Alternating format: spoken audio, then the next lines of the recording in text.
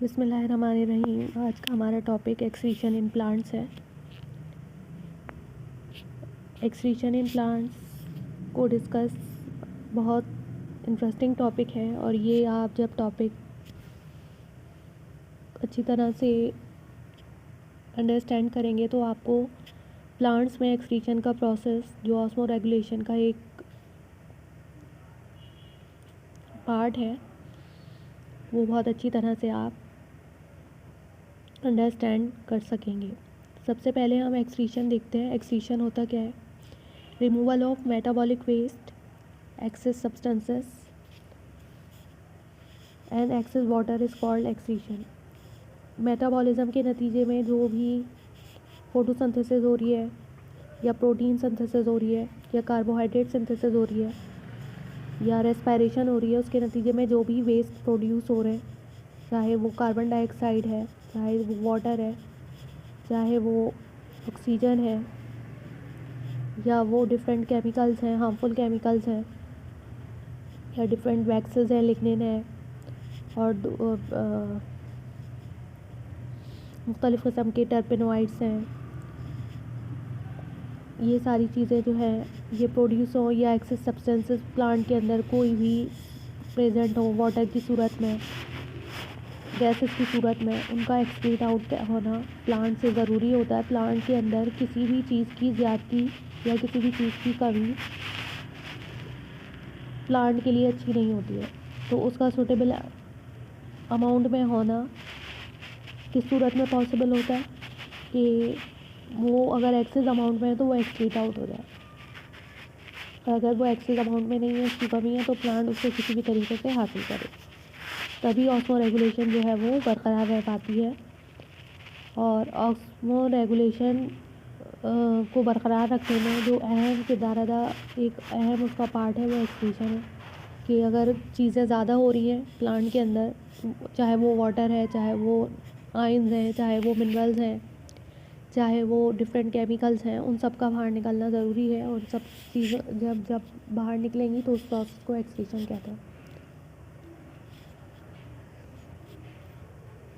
Plant में excretion जो है वो कोई इतना ज़्यादा बड़ा प्रॉब्लम नहीं होता, क्योंकि प्लांट के अंदर जो कैटाबॉलिक प्रोसेसेस होते हैं वो बहुत कम होते हैं एज़ कम्पेयर टू एनिमल और प्लांट अगर एक ही वेट के हैं और एक ही उनका मास है, एक ही वेट है, एक ही हाइट है, लेकिन उनके अंदर जो कैटाबॉलिक प्रोसेस हो रहे हैं, देखें मेटाबॉलिज्म जो होता है उसके दो पार्ट्स होते हैं, एक होता है एनाबॉलिज्म और एक होता है कैटाबॉलिज्म। कैटाबॉलिज्म में चीज़ें टूटती हैं और टूटने के बाद जब चीज़ें टूटती हैं तो उसके नतीजे में मुख्तलिफ वेस्ट प्रोडक्ट जो हैं वो प्रोड्यूस होते हैं। और वेस्ट प्रोडक्ट जो प्रोड्यूस होते हैं वो प्लांट के अंदर कम होते हैं एज़ कम्पेयर टू एनिमल में कैटाबॉलिक प्रोसेस बहुत ज़्यादा सीवियर फॉर्म में होता है as compare to plants.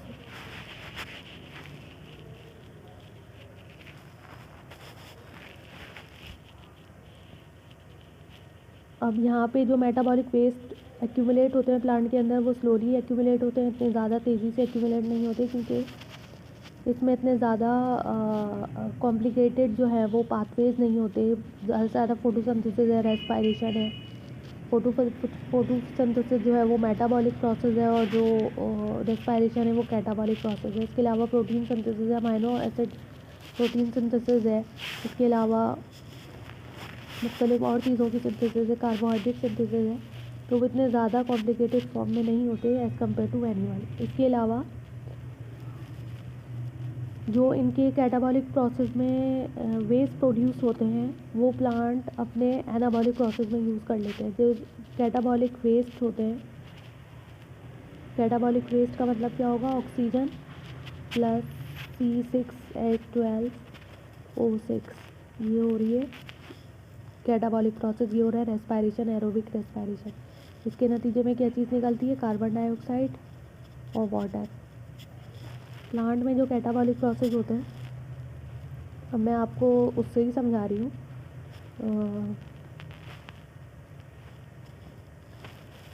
Respiration की एग्जांपल देकर समझा रही हूँ कि रेस्पायरेशन के जो वेस्ट कैटाबॉलिक प्रोसेस होते हैं रेस्पायरेशन एक कैटाबॉलिक प्रोसेस है जिसमें कार्बोहाइड्रेट ऑक्सीजन की मौजूदगी में टूटता है और उसके नतीजे में जो वेस्ट प्रोड्यूस होता है वो कार्बन डाइऑक्साइड और वाटर है। अब ये जो कार्बन डाइऑक्साइड और वाटर है, प्लांट इसको अब एनाबॉलिक प्रोसेस में यूज़ कर लेता है। अब कैसे यूज़ कर लेता है? कार्बन डाइऑक्साइड वाटर के साथ मिलकर क्या बना लेता है?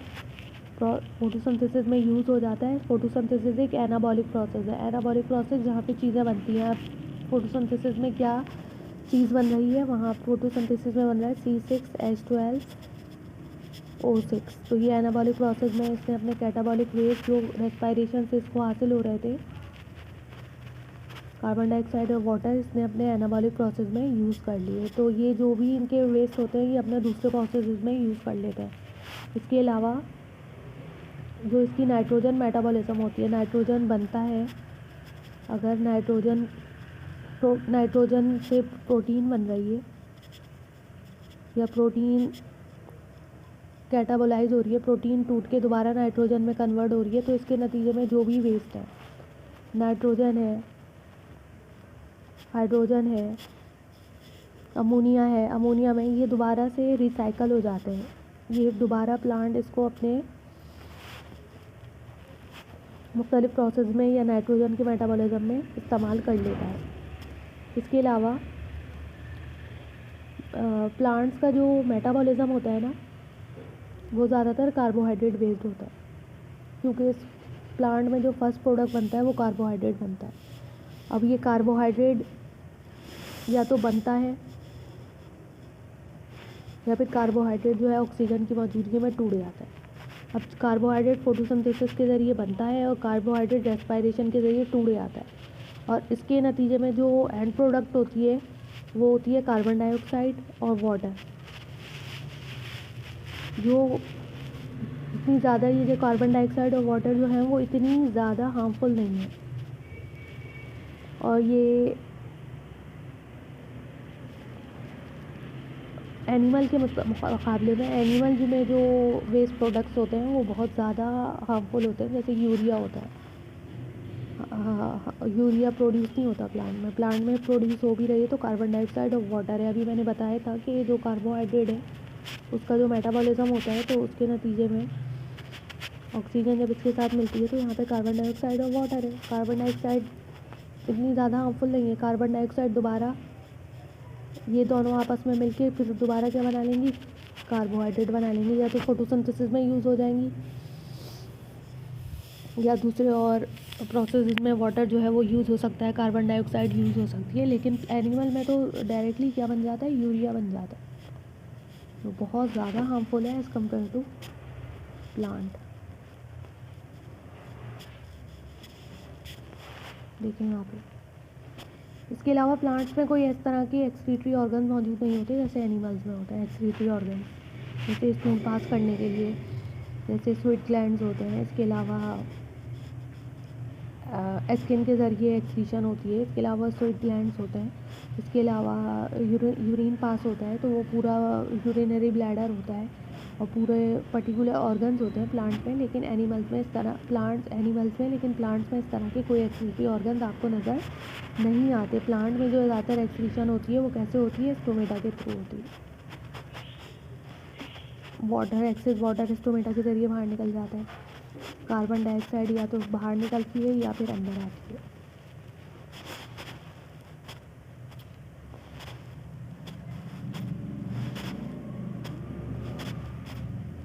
इसके अलावा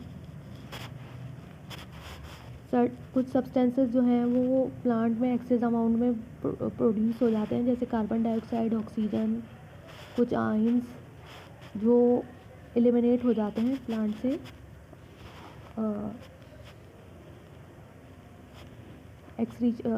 गुटेशन के थ्रू, ट्रांसपायरेशन के थ्रू। इसके अलावा डिसैलिनेशन हो जाती है कुछ आयंस की, तो ये सारी चीज़ें जो है वो एक्सक्रीट आउट हो जाती हैं। कुछ प्लांट जो है वो एक्सेस वाटर जो है वो प्लांट में एक प्रोसेस होता है जिसे कहते हैं ट्रांसपायरेशन के ज़रिए प्लांट जो है वो एक्सेस वाटर वेपर्स की फॉर्म में जो है वो एक्सक्रीट आउट कर देता है थ्रू स्टोमेटा। ये स्टोमेटा है हमारे पास, और जो एक्सेस वाटर है वो यहाँ से प्लांट से अंदर बाहर वेपर्स की फॉर्म में एक्सक्रीट आउट हो जाता है। सब कुछ प्लांट जो हैं वो वाटर जो है वो वेपर्स की फॉर्म में गेट rid नहीं करते, वो प्लांट वाटर की फॉर्म में, वाटर ड्रॉपलेट की फॉर्म में एक्सक्रीट आउट करते हैं, और इस प्रोसेस को हम कहते हैं गुटेशन। कुछ लैंड प्लांट्स में जो ह्यूमिड इन्वायरमेंट में रहते हैं, जो ऐसे इन्वायरमेंट में रहते हैं जहाँ पे बारिश बहुत ज़्यादा होती है, और उन प्लांट में ज़मीन में बहुत ज़्यादा वाटर होता है, ज़मीन इतना ज़्यादा पानी ले लेती है, तो ये जो और जो इन्वायरमेंट है वहाँ पे भी बारिश हो रही होती है, तो पानी जो है वो रूट प्रेशर डेवलप होता है। जब ज़्यादा मरतूब मौसम होता है या बहुत ज़्यादा ह्यूमिडिटी होती है, तो रूट प्रेशर एक डेवलप होता है रूट्स में, और वो जो एक्सेस वाटर है वो प्लांट जो है वो स्पेशल पोर्स होते हैं लीव्स के टिप्स पर, लीफ की टिप्स पे स्पेशल पोर्स होते हैं। अगर मैं यहाँ पे लीफ बनाऊँ तो यहाँ पे स्पेशल पोर्स होते हैं, टिप्स पे होते हैं, मार्जिन्स पे या टिप्स पे होते हैं, पोर्स होते हैं स्पेशल्स।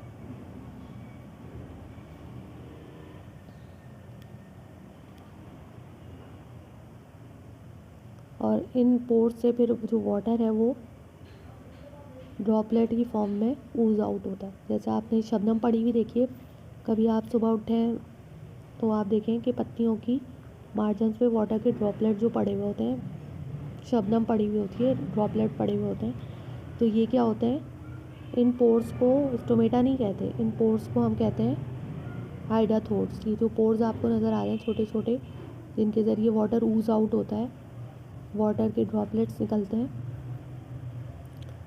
इन पोर्स को हम कहते हैं हाइडाथोर्स। ये एक्सेस वाटर को, काफ़ी ज़्यादा एक्सेस वाटर को रिमूव आउट करवा देता है अगर प्लांट ऐसे इन्वायरमेंट में रह रहा हो जहाँ पानी बहुत ज़्यादा हो और ट्रांसपायरेशन नहीं हो रही है। ट्रांसपायरेशन देखें कब होती है, ट्रांसपायरेशन हमेशा उस वक्त होगी जब आउटर इन्वायरमेंट में पानी कम हो और प्लांट बाहर बहुत ड्राईनेस हो, और प्लांट जो है वो एक्सेस वाटर वेपर्स की फॉर्म में बाहर एक्सक्रीट आउट कर सके। लेकिन ये जो गुटेशन का प्रोसेस है ये उस इन्वायरमेंट में होता है जब जो प्लांट है बहुत ज़्यादा रेन हो रही हो, तो ह्यूमिडिटी 100% है, तो ट्रांसपायरेशन स्टोमेटा जो है वो पानी को बाहर एक्सक्रीट आउट नहीं कर पा रहे, तो ये यहाँ पे रूट प्रेशर डेवलप होता है, जो रूट प्रेशर पानी को ऊपर चढ़ाता है, और पानी को ऊपर चढ़ाकर एक्सेस वाटर को रूट प्रेशर की वजह से जो एक्सेस वाटर है वो पत्तियों की टिप पे आके बाहर एक्सक्रीट आउट हो जाता है।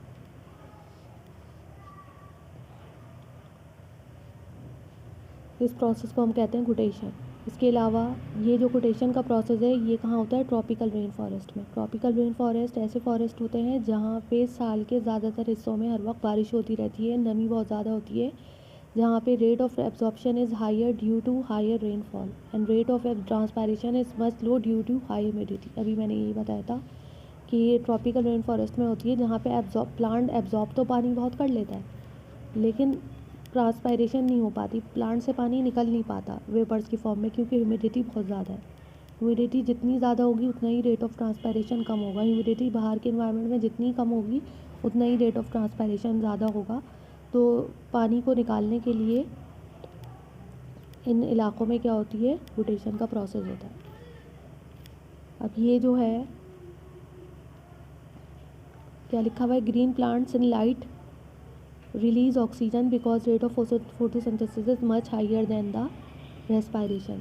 अब हम ये क्या बात कर रहे हैं कि कार्बन डाइऑक्साइड प्लस वाटर ये मिलके लाइट की मौजूदगी में और क्लोरोफिल की मौजूदगी में क्या बना लेते हैं, C6H12O6, और ऑक्सीजन जो है वो बाई प्रोडक्ट के तौर पे बाहर निकलती है। तो क्या कह रहे हैं कि ग्रीन प्लांट्स जब लाइट होती है तो उसमें क्या चीज़ रिलीज़ कर रहे होते हैं, ऑक्सीजन जो है वो रिलीज़ हो रही होती है,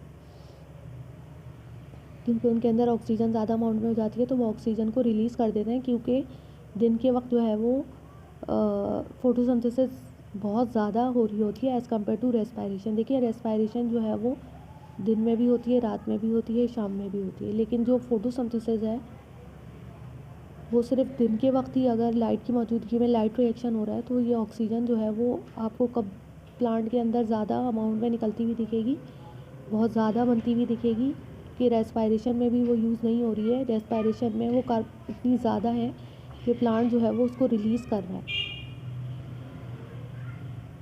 बाय प्रोडक्ट के तौर पे, तो वो लाइट की मौजूदगी में।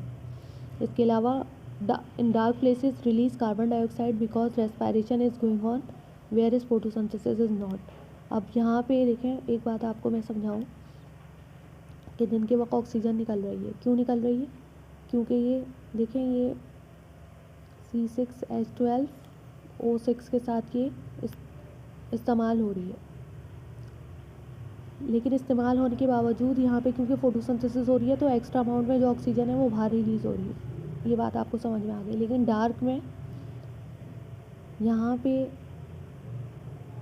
ऑक्सीजन अब नहीं बन रही, तो अब रात के वक्त प्लांट ऑक्सीजन रिलीज़ नहीं करेंगे क्योंकि फोटोसिंथेसिस तो हो ही नहीं रही है, ऑक्सीजन तो बन ही नहीं रही है। और जितनी भी ऑक्सीजन अगर प्लांट के अंदर है तो वो रेस्पायरेशन में यूज़ हो रही है, तो बाहर प्लांट कोई भी ऑक्सीजन रिलीज़ नहीं करेगा। क्या रिलीज़ करेगा? क्योंकि रेस्पायरेशन हो रही है तो अब यहाँ पे रात के वक्त कार्बन डाइऑक्साइड रिलीज़ होगी, तो इसीलिए मना करते हैं कि रात के वक्त प्लांट के पास नहीं जाना चाहिए क्योंकि जहरीली गैसें खारिज होती हैं जिससे हम कार्बन डाइऑक्साइड कहते हैं। वो तो दिन में भी रही होती है कार्बन डाइऑक्साइड, लेकिन दिन में ऑक्सीजन ज़्यादा हो रही होती है तो ऑक्सीजन की कंसनट्रेशन ज़्यादा होती है, लेकिन अब ऑक्सीजन कंपनसेट कर देती है कार्बन डाइऑक्साइड को। लेकिन अब यहाँ पे क्या हो रही है, होल फोटोसिंथेसिस का प्रोसेस नहीं हो रहा है, लाइट रिएक्शन नहीं हो रहा है, तो अब यहाँ पे सिर्फ और सिर्फ ऑक्सीजन साथ नहीं निकलेगी, अब कार्बन डाइऑक्साइड भी निकलेगी।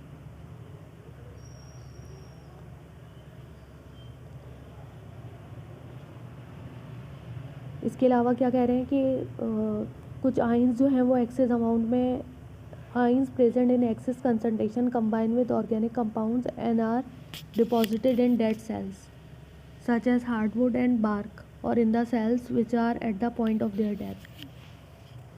क्या कह रहे हैं कि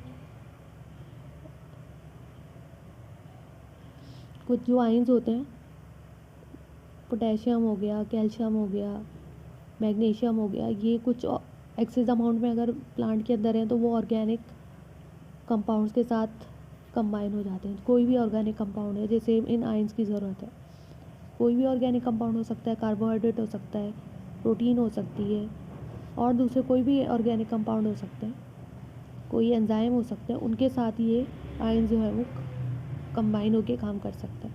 और कुछ आयन जो हैं वो डेड सेल्स में डिपॉजिटेड हो जाते हैं। एक होती है सैपवुड और एक होती है हार्डवुड। प्लांट में होती है सेकेंडरी ग्रोथ, इस सेकेंडरी ग्रोथ की वजह से प्लांट का जो स्टेम है ना, उसमें क्या डिपॉजिट हो जाती है, लकड़ी डिपॉजिट हो जाती है, वुड डिपॉजिट हो जाती है। तो जो आउटर रीजन होता है ये होता है हार्डवुड,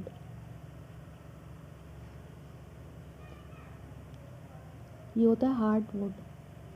तो एक्सेस अमाउंट में आइंस यहाँ पे डिपॉजिट हो जाएंगे, और जो इनर पोर्शन होता है उसे हम कहते हैं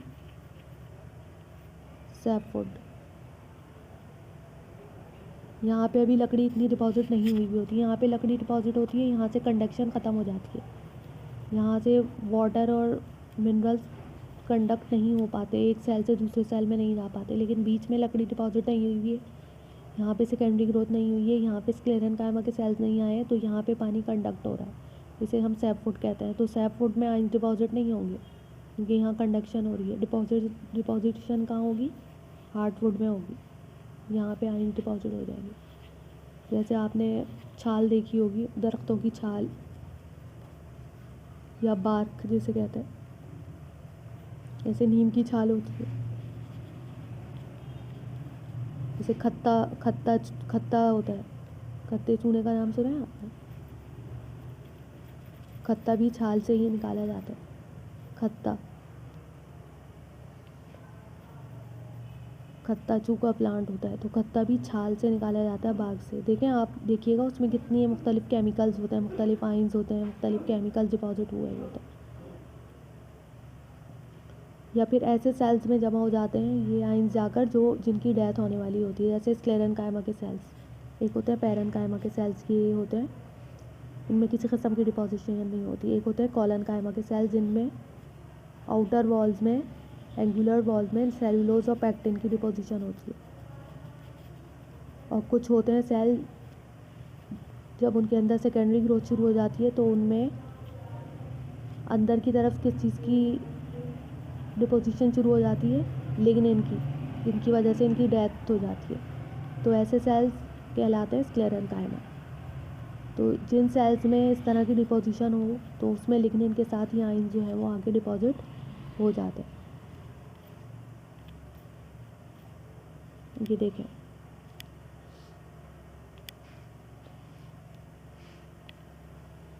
ये देखें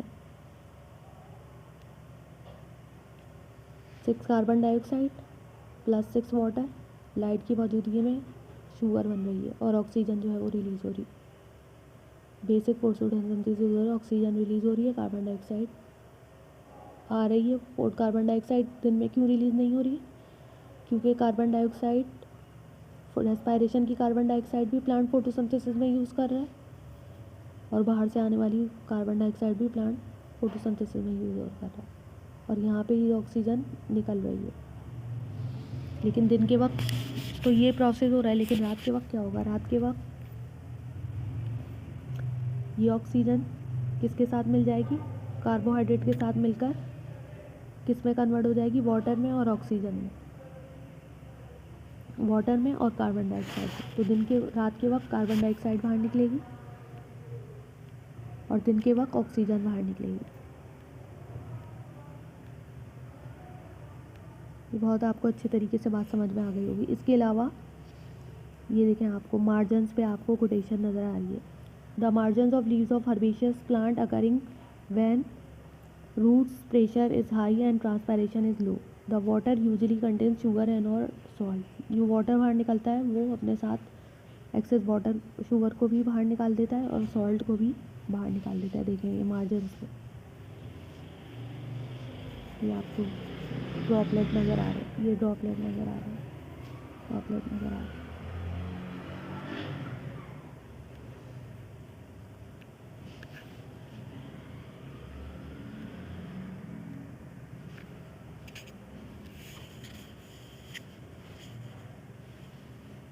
ornamental plants from calcium oxalate crystals in leaf cells of excretion.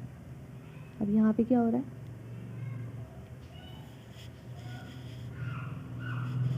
The cells of these plants contain calcium oxalate crystals which are eliminated when the leaves die and fall of.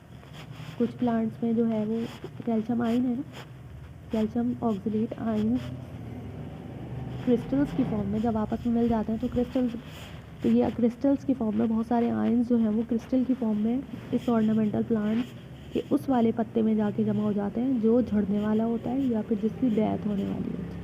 मैंने अभी क्या बताया था कि कुछ आयन्स ऐसे sales में जमा हो जाते हैं जो मरने के करीब होते हैं, जो डेड होने के करीब होते हैं। तो ये ऑर्नामेंटल प्लांट्स में उस लीफ में जाके जमा हो जाएंगे जो झड़ने वाला होगा या जिसकी डेथ होने वाली होगी। जब झड़ेगा, जब डेथ होगी, तो वो कैल्शियम ऑक्सिलेट के आयन्स भी साथ के साथ ही रिमूव आउट हो जाएंगे।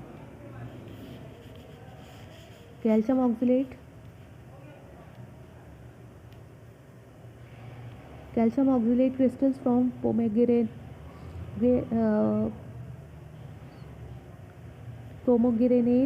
Leaf left and Tilia species. अनार की लीफ में और टीलिया एक स्पीशी है प्लांट की, उसमें development of the calcium oxalate crystals and pomegranate. देखिए कैल्शियम आइंस क्रिस्टल्स की फॉर्म में लीफ में मौजूद दिखेंगे। अगर आप देखेंगे लीफ जो झड़ती है उस लीफ को माइक्रोस्कोप में देखेंगे तो उसमें आपको ये क्रिस्टल्स दिखेंगे। ये देखें लीफ के अंदर क्रिस्टल्स नज़र आ रहे हैं। माशाल्लाह कितना ज़बरदस्त ये क्रिस्टल्स नज़र आ रहे हैं, ज़बरदस्त।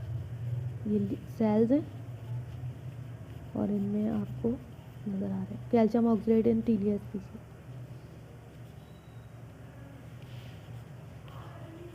ये देखें फंक्शन ऑफ स्टोमेटा, ये सब एक्सक्रीशन में। आपको इस तरह की टॉप पढ़ेंगे ना तो आपको बहुत ज़बरदस्त समझ में आएगा। ये देखें स्टोमेटा, फंक्शन ऑफ स्टोमेटा। देखें गैस एक्सचेंज एंड स्टोमेटा के ज़रिए गैसियस एक्सचेंज भी होता है और दूसरा ट्रांसपायरेशन भी होती है। गार्ड सेल है, किडनी शेप गार्ड सेल। ये इस वक्त रिजिड हुए हैं।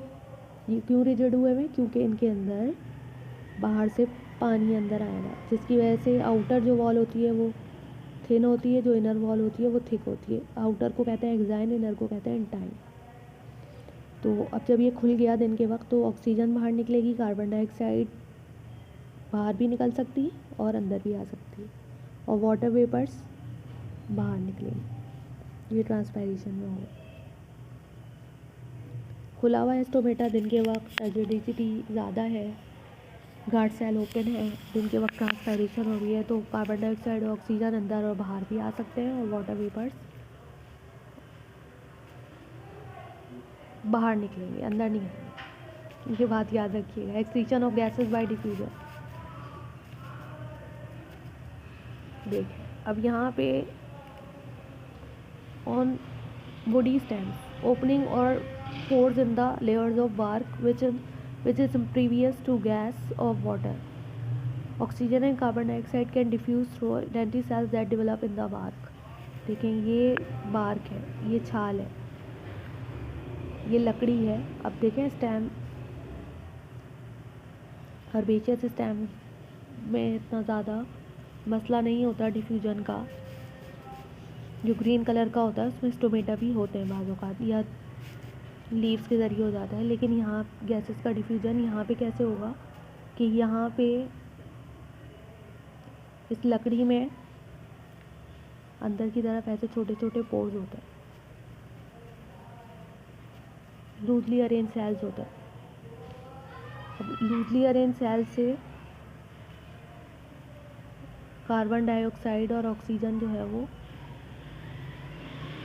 बाहर से अंदर और अंदर से बाहर जो है वो ट्रांसफ़र होती है। और इन सेल्स को, जो लूजली अरेंज सेल्स होते हैं, जो परवियस होते हैं, ऑक्सीजन और कार्बन डाइऑक्साइड को अपने बीच बीच में से अलाउ करते हैं,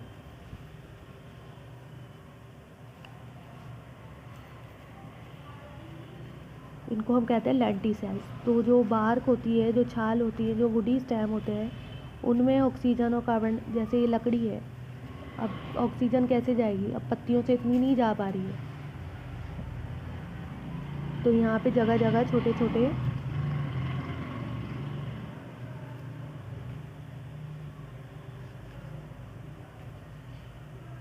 ऐसे ऐसे होल्स होंगे, वो अंदर से ऐसे होंगे, जिन्हें हम अंदर से, उनमें जो सेल्स होंगे वो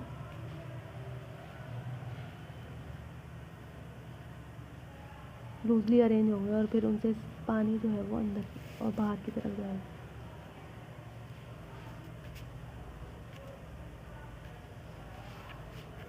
ये देखिए various waste are remove during leaf fall.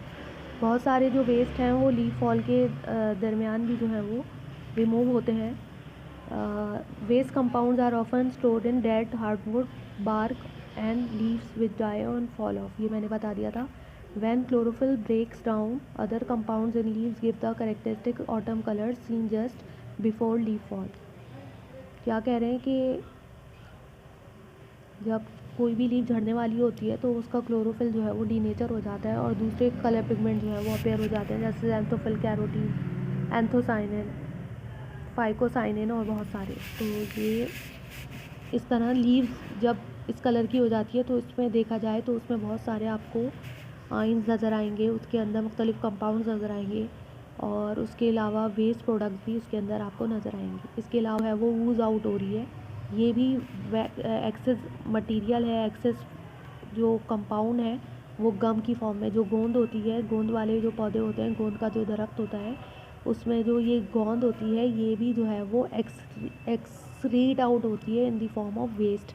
अपने लाइक कीजिए, ज़्यादा से ज़्यादा शेयर कीजिए, पूरी वीडियो देखिए ताकि हमें मोटिवेशन मिले और हम अच्छी से अच्छी लाइक कीजिए, ज़्यादा से ज़्यादा शेयर कीजिए, पूरी वीडियो देखिए ताकि हमें मोटिवेशन मिले और हम अच्छी से अच्छी वीडियो लाइक किया जा रहा है, पसंद किया जा रहा है, सब्सक्राइब किया जा रहा है, शेयर किया जा रहा है, तो फिर हम और जो है वो मोटिवेशन से काम कर सकें।